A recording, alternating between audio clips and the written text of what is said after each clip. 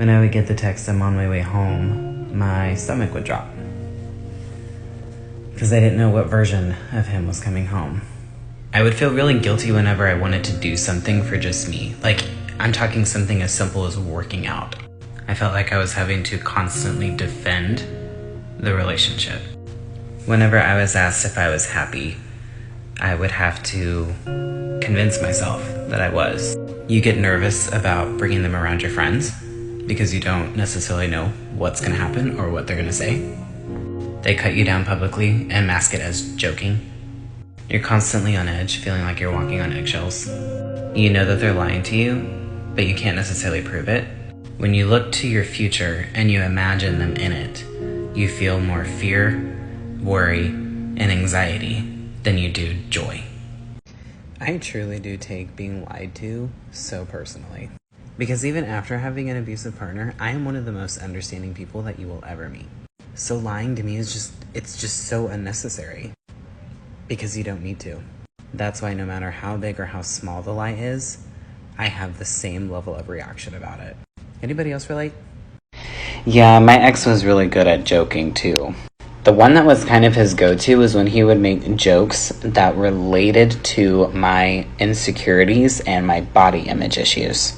Like there was one time that he joked in front of my family because we ended up being like 5 minutes late to a dinner one time because I changed my outfit like 5 times because I just wasn't feeling confident that day. And he literally walked in the door and he was like, "Sorry everyone, but Princess over here just couldn't find an outfit that he liked, and you know him, if he doesn't like it, there's no convincing him." Like literally that one comment ended up ruining the entire evening for me. And then of course I had an attitude problem. This is why I say dog whistling and gaslighting, they work very, very well together.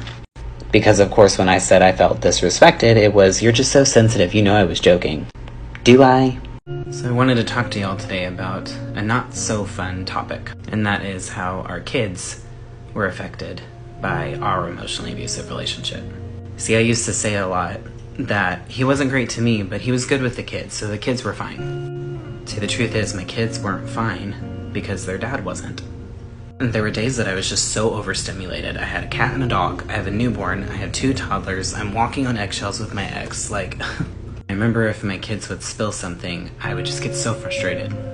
But they're kids, they're supposed to spill. And about 4 months after I had broken up with my ex, my oldest son spilled something, and I remember he looked at me and he was like, "I'm sorry, Dad."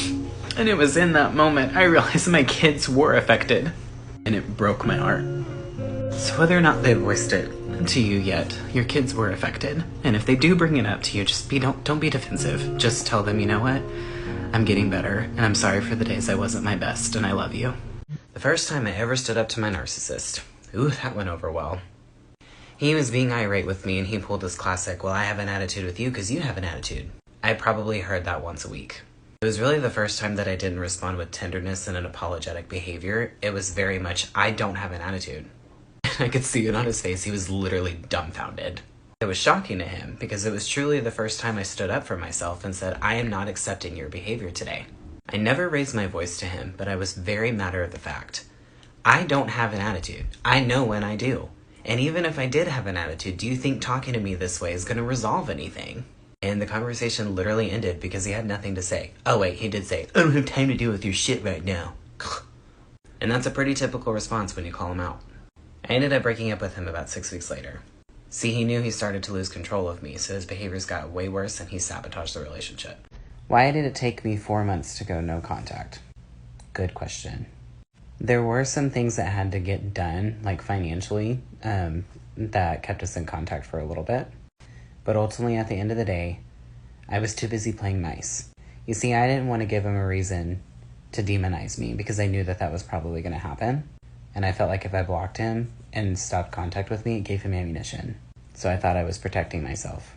But then I actually got wind of some things that he was saying about me about 3 months in that were pretty shocking.